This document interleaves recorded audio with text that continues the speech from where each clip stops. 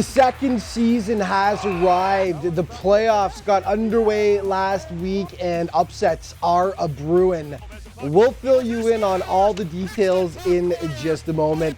This is the OJ Today. Welcome everybody. And after 6 months of intense battle, the postseason is upon us and we've got nothing but highlights for you today. Tons of action from across the league as 8 playoff series kicked off. So let's get right to those bar down playoff highlights. And the Oakville Blades worked hard all year to finish first in the South Division. Their reward was the second overall seed in the Southwest Conference and a first round matchup against the North York Rangers. The Rangers may be a 7th seed, but they're hardly a pushover. And Oakville quickly discovered that anything but their A game simply will not cut it against the talented squad. OJ Highlights now brought to you by Bar Down, the official clothing supplier to the OJHL. And this was a tight one from start to finish. Great chance for the Rangers early on as Nick Zanetti blocks a point shot and is off to the races, but Brendan McGovern makes the huge save. Jeremy Lintner, no slouch at the other end between the pipes. He robs Ryan Foss from point-blank range to keep it scoreless. The Blades would strike first, though, on the power play. Jack Jeffers knocks in the juicy rebound out front, and Oakville draw first blood. They lead 1-0, 15-19 into the first frame. Second period, Lintner continues to come up big as he victimizes Foss yet again to keep the deficit to just 1 goal. The Rangers do knot it up. Check out the moves by Ture Linden, and he finds Jesse Tucker out front, and they were all knotted up at 1 apiece. Back and forth we go. The Blades coming oh so close here, but Lintner somehow manages to keep the rubber out of the net. Third frame, and it was McGlynn's turn to come up huge. Look at the stop on Noah Robinson, who can only shake his head and wonder what could have been, because soon after, Drew Worrad goes for a skate, leads the Rangers on a merry little dance. Nobody watches. Jackson Bales out front.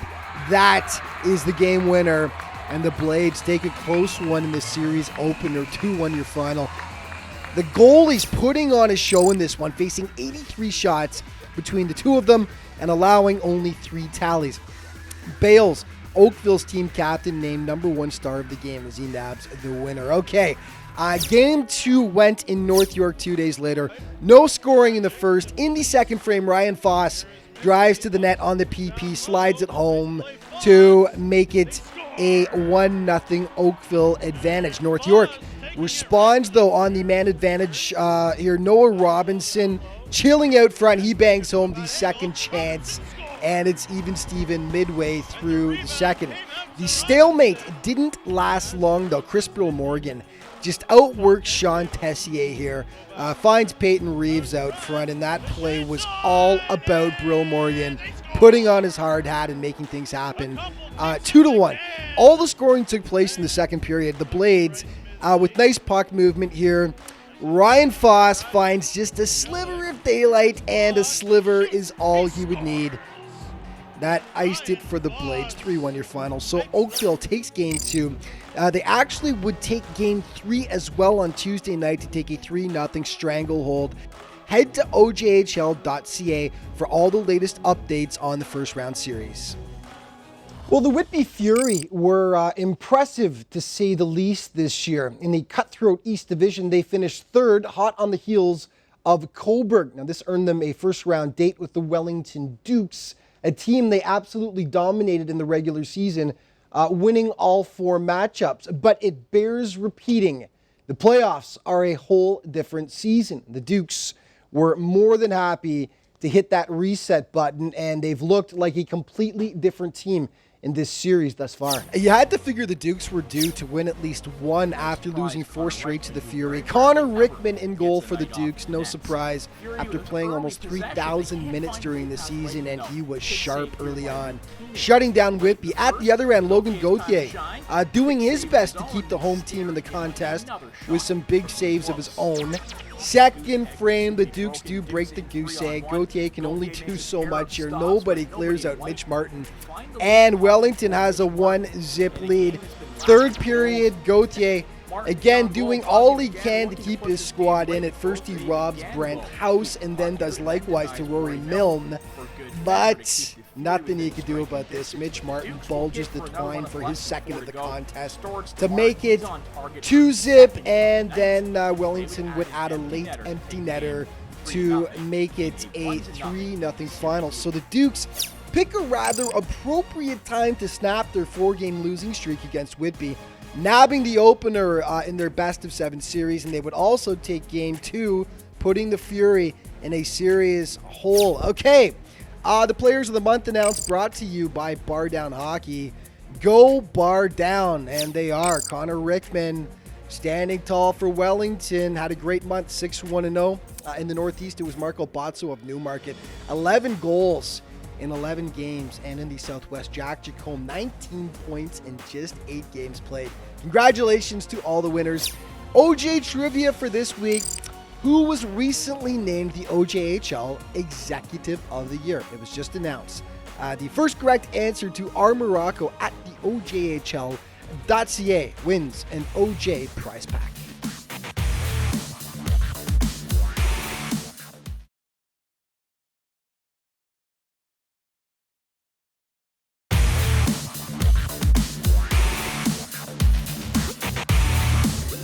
Welcome back to the OJ Today. Well, the best in the West this year were the Georgetown Raiders, and for that matter, we might as well include the entire OJHL if we're just looking at the final league standings. Now, the Raiders finished as OJHL regular season champs and garnered the #1 seed in the Southwest Conference in the process. So the Buffalo Junior Sabres face a very tall task indeed as the 8th seed, and they'll have to up their game significantly if they hope to pull off a monumental upset. It was a tough task Buffalo faced, and it didn't start out well for them. 3:23 in, Raiders were buzzing. Stir the pot. Jordan Crocker beats Alex Kamara, and that was the start G-Town wanted.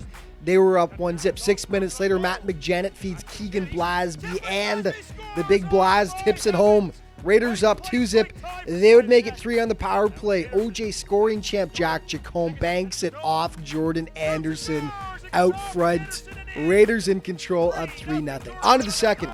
To Kamara's credit, he did his best here. He stretches to rob Jonathan Hampton of a sure goal, and that kept the Sabres within 3. The Raiders did grab a fourth, but then Buffalo on the PP, Matt Jakubowski, knocks home the big rebound to get them on the board and cut the lead to 3. The Raiders would add one more, though. Matt Tom, too much time and space here as he rips it past the screen keeper to make it 5-1 Raiders. That's how this one would finish up. Balanced scoring by Georgetown as 5 different Raiders tally.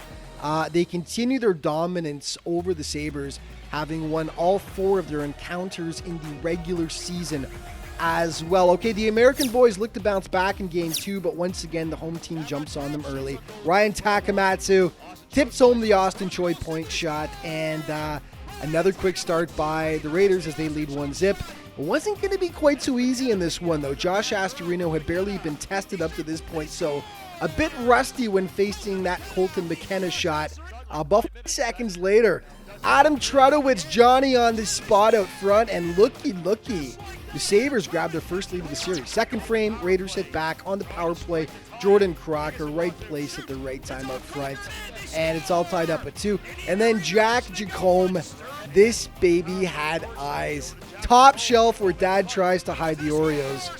3-2 for Georgetown. Third frame, they would put it away. The big Blas snaps it past Kamara to give them a 2-goal cushion, and then it's Blasby again going to work.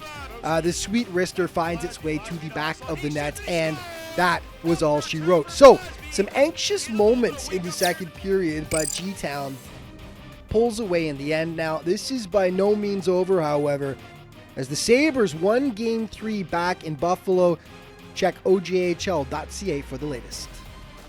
Well, the Markham Royals may have captured the North Division title this year, but they entered the playoffs on a slide, having lost 7 of their last 10. On the flip side of that, the Stouffville Spirit were flying high with just 1 loss in their last 7 contests. Momentum, as they say, is everything, and the Spirit continued their upward trend as the series kicked off. Early on, it looked like the Royals would halt Stouffville's momentum. Brett Oudekirk out front slams it home past Aaron Taylor for the first goal in the series, and Markham goes up 1-0. Second frame, they'd add to it just 1:56 in. Sam, who's your daddy, jumps on the juicy rebound, and the Royals were looking good, up 2-0, but then Stouffville took over. Joseph Visconti on the break tattoos the slap shot past Marcus Ameo. There was some mustard on that baby, and the lead is cut in half. It's 2-1, and then Connor Ryder gets his stick on the Max Novick point shot, and just like that, they're even at 2 apiece. The Spirit would actually take a 3-2 lead heading into the third, but Mr. Who, with this sweet little tip past Aaron Taylor, evens it up at 3-3. Markham would make it 4-3, but with the extra attacker on, Jack Varga wraps it home with just 23 seconds left, sending this one to overtime, and it's Andrew Hughes with the fantastic solo effort and backhander. Past Sameo, Stouffville walks into Markham, steals game 1. What a game. Who with 2 for Markham, Hughes with the deuce for Stouffville. As the York Region rivalry intensifies, just 2 points separated these teams in the north during the regular season. Game 2 went on Sunday, Markham looking to get back on track, but it was the Spirit that struck first. Tyler Kolba tips home the point shot to give Stouffville the 1-0 lead. Markham woke up on the power play. Connor Cobbold right on the doorstep, pokes it home to even things up at 1 apiece, and then Taylor gives up the gigantic rebound right to Lane McKay, who's not going to miss that one.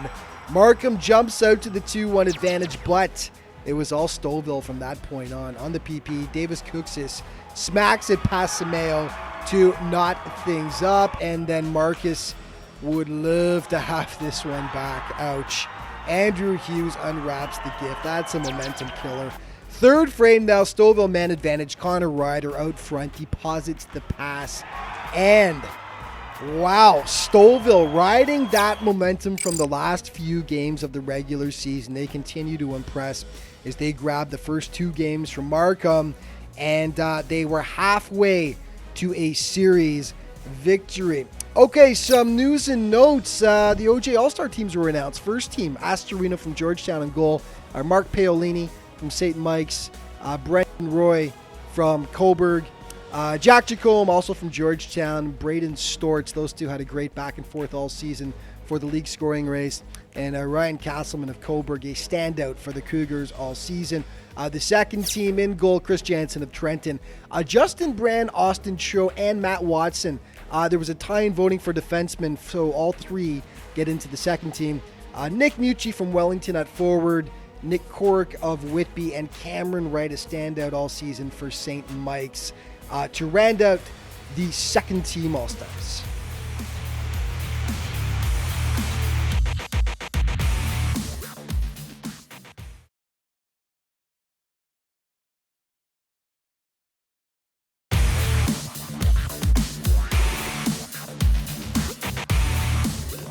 Welcome back to the OJ Today. So the Trenton Golden Hawks were overwhelming favorites, to put it mildly, as their first round series against Newmarket kicked off. Now let's review, shall we? They were last year's Buckland Cup champs, a Royal Bank Cup semifinalists, this year's #1 seed in the Northeast.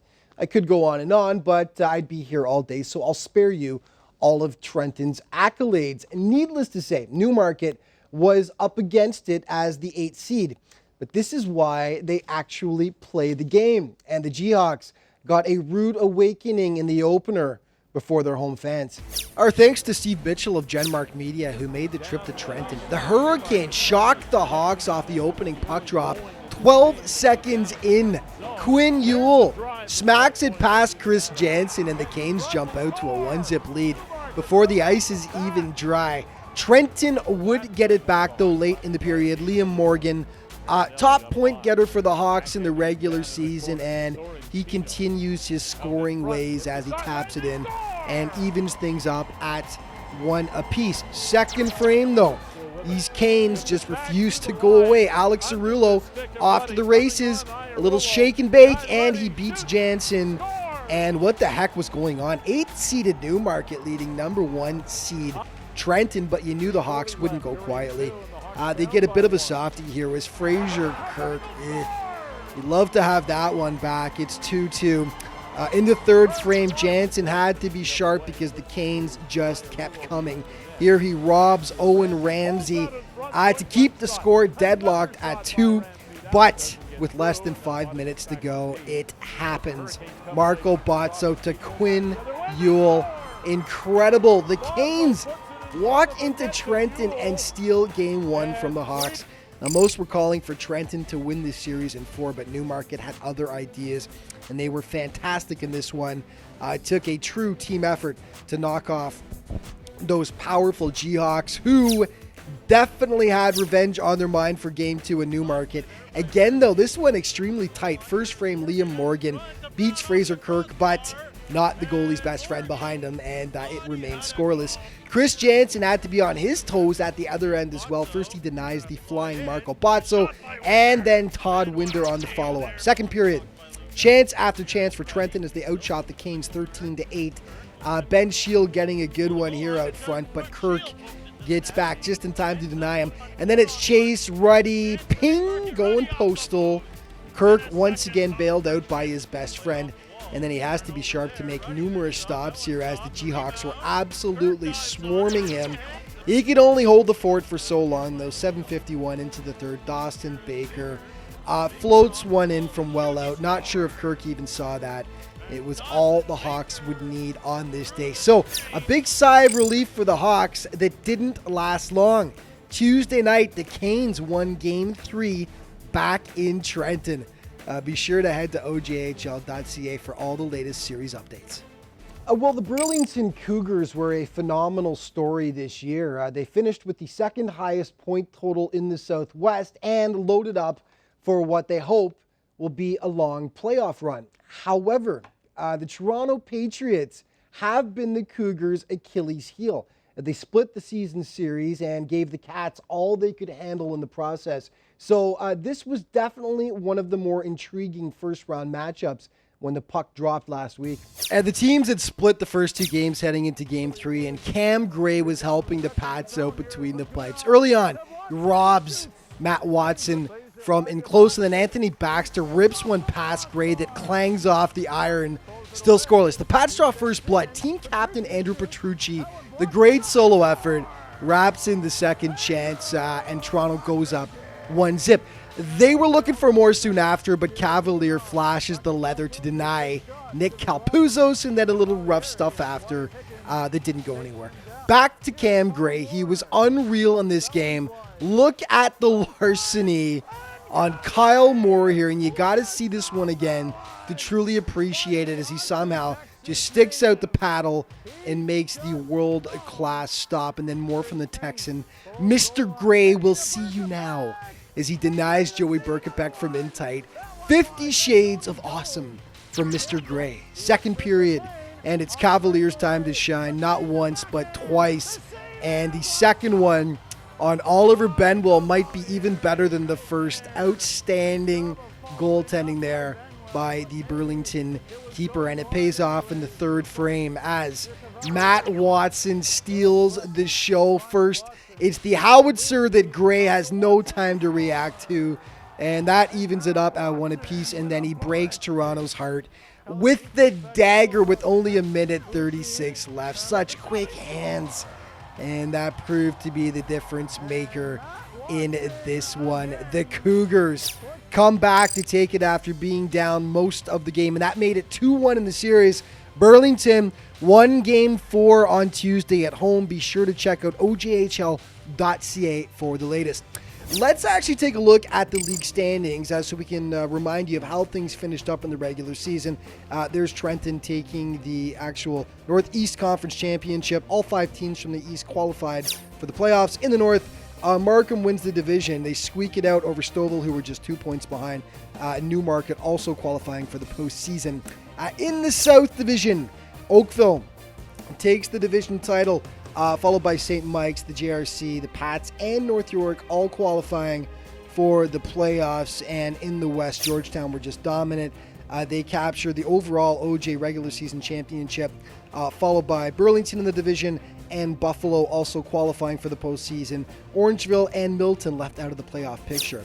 A reminder, the OJHL Combine, the first one ever, is coming up this April, taking place one in Oshawa and one in Oakville. Do you have what it takes? Showcase your stuff for all 22 OJHL teams, ages ranging from 14 to 17. Head to ojhl.ca for more information.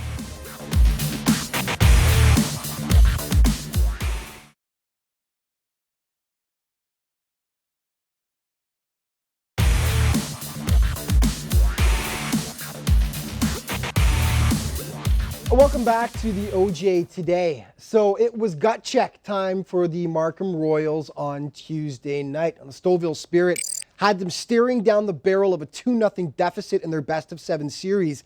Needless to say, this was not how the Royals had envisioned their postseason starting out. And Tuesday night was most definitely a must-win for them. Yeah, high stakes for Markham in this one, and to their credit, they stepped up. First period, Connor Cobbold wraps home the rebound, and that's the start they were looking for. It's 1-0. In the second, they kept on coming. Jacob Cuffley with the point shot that finds its way past Aaron Taylor. And yeah, they would add one more in the second to make it a 3-0 advantage. In the third, Stouffville made a game of it. Tyler Kolba on the rush wrists it past Marcus Simeo to cut the deficit to 3-1. Now Markham desperately needed Riley St. Ange to get going in the series, and he did just that on Tuesday. A bit of puck luck here as the rubber appears to bounce off him, and he'll take it any way he can get it, though. And they had a 3-goal cushion again. Stouffville never says die. Check out the awesome pass here from Max Novick to David Cooksis. In it goes, and that's pretty sweet. Again, the lead gets cut to 2 goals. But then Brett Odekirk puts this baby to bed with the scintillating solo effort. Great speed, great hands, and the Royals could finally celebrate. Stouffville would add a late tally, so it ends up 5-3. The Royals bounce back and make it a 2-1 series lead for Stouffville, and you get the feeling this one could definitely end up going 7 games. Another team facing a must-win scenario on Tuesday was the Whitby Fury, down 2-0 to a resurgent Wellington squad. The Fury had to find their scoring touch in a hurry, a squad that had torched the league for 226 goals in the regular season, 4th most in the OJ, had lit the lamp just twice through the first 2 games. So their silent sticks needed to make some noise on Tuesday if they had any hope of coming back. Whitby needed a big performance, but it didn't start out well. Braden Storts, so dangerous all season, victimizes Austin Kane to put the Dukes up 1-0 in the first. Finally, though, in the second, the Whitby Sticks awaken from their slumber. First, it's Ryan Taylor poking it past Connor Rickman. And yeah, the Fury finally had something to get excited about. And then on the power play, Ryan Heaps with the one-timer that tickles the twine.